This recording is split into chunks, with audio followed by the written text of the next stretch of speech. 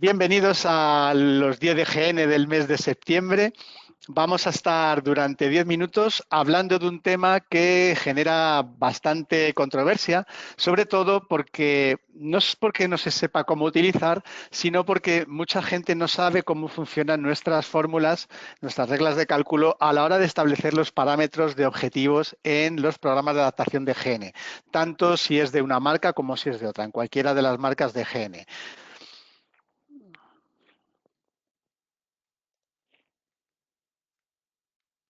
¿Vale? Estoy hablando del uso de los MPO, es decir, el establecimiento de la salida máxima que van a tener los audífonos en función de la pérdida auditiva que hayamos metido en el programa, ¿no? Como diagrama. Realmente siempre hemos pensado que los MPO máximos que se establecen por las reglas de cálculo van en función de los UCL, de los umbrales de molestia, y no siempre es así en función del fabricante.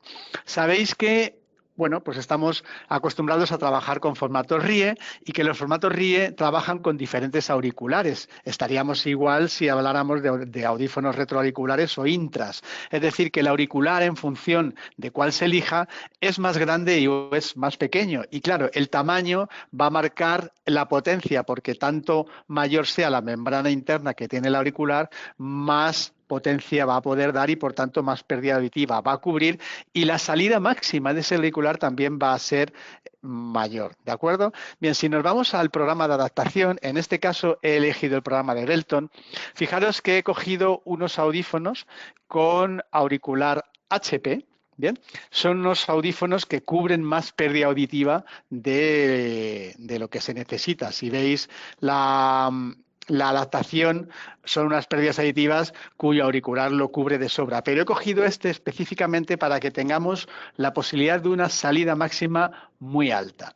Bien, fijaos una cosa muy importante, y es que en los programas que estéis utilizando, independiente de la marca de GN, en la pantalla de adaptación vais a encontrar la opción de utilizar la conducción ósea del audiograma y utilizar los datos de UCL también que hayáis metido en la audiometría, el nivel máximo de tolerancia de esa persona a los sonidos fuertes. Bien, esto lo podéis marcar para una adaptación en particular, o yo sugiero que en editar preferencias lo marquéis para todas las adaptaciones, usar los datos de UCL y usar los datos de la conducción ósea. Y de esta manera, lógicamente, las reglas de cálculo las van a tener en cuenta para establecer los parámetros de ganancia y de salida que van a tener esos audífonos prescritos para la pérdida auditiva en particular.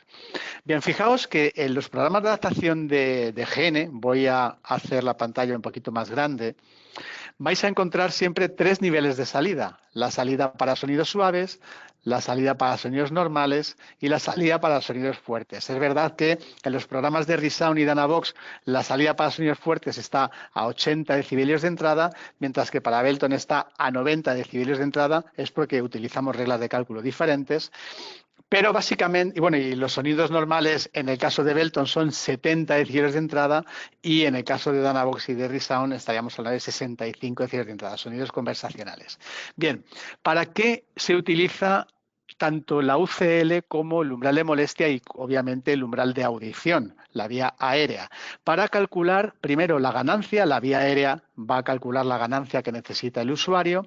Después, con la conducción ósea se va a calcular los ratios de compresión que necesita esa persona en función del campo dinámico que va a tener y de cómo esté la vía ósea respecto de la aérea, que es indicativo de si es una pérdida más neurosensorial o más transmisiva, ¿de acuerdo? Y ahí se van a establecer los AGCI, los ratios de compresión de entrada, que básicamente sirven para que no solo los sonidos sean audibles, sino que para también guarden la sonoridad propia, que los sonidos suaves sean audibles, pero la persona los escuche suaves, que los sonidos conversacionales sean audibles y lógicamente entendibles, y que los sonidos fuertes, a pesar de que no molesten, se perciban como fuertes porque son así.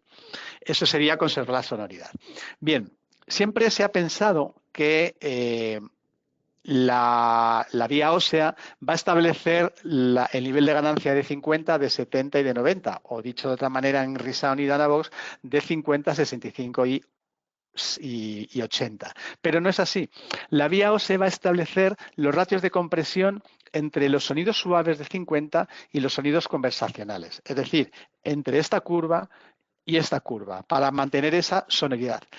Los MPO, digamos, pensábamos siempre que se establecían en base a los UCL, pero ¿qué ocurre? Que los auriculares tienen un límite de tolerancia, a raíz del cual si se ponen a tope llegan a saturarse y por tanto distorsionan. Si los MPO los metemos muy abajo, estamos metiendo mucha compresión y la compresión genera distorsión digital. Por tanto, no es recomendable utilizar los los MPO a un nivel muy bajo porque estaríamos comprimiendo demasiado. ¿A qué quiero llegar? Que los MPO no utilizan los UCL de la audiometría. ¿Vale? Utiliza realmente, los UCL son utilizados para la curva de 80, porque si fueran utilizados los UCL para el MPO, se establecería el límite máximo al cual se podría llegar y podríamos llegar a los límites de saturación del auricular. Entonces, realmente los UCL se establecen para marcar la línea de 80 decibelios de entrada y para que esos sonidos fuertes sean confortables, sean escuchados fuerte pero confortable sin llegar a los límites de saturación de los auriculares.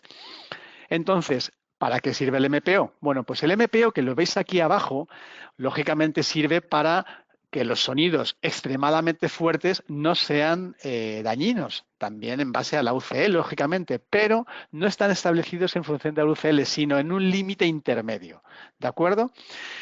Y van a haber dos tipos de MPO marcados en el programa de adaptación.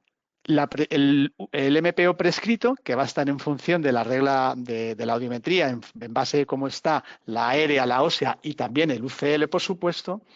Y luego va a estar el MPO propio del audífono, que sería el límite máximo que el auricular me permite.